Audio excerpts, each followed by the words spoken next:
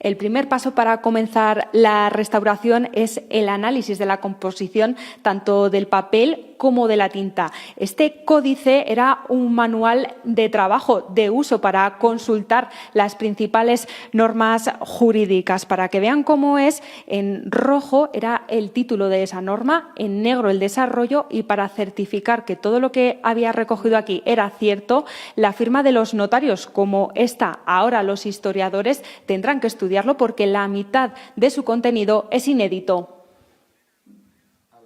Es una de las muchas sentencias que recoge este códice medieval. Nos cuenta cómo palpitaba el concejo de Teruel antes de convertirse en villa en 1347. Es un documento de trabajo, nos explican, una compilación de lo que hoy serían fallos, autos o resoluciones jurídicas unidos en un único tomo.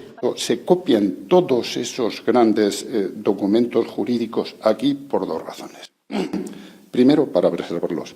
¿Y si se nos pierde? Del siglo XIV, esta joya del derecho aragonés estaba en manos de un coleccionista privado de Murcia y fue recuperado este verano. Ya ha sido digitalizado el códice y ahora acaba de llegar al Albarracín. Aquí los restauradores de la Fundación le devolverán todo su esplendor y aunque parece papel, es tela. Harán una cata para saber su composición. Queremos verificar pues cuánta cantidad de lino, de algodón, cáñamo o qué tiene. Y entonces, sabiendo esa información, realizaremos un papel específico similar a ese.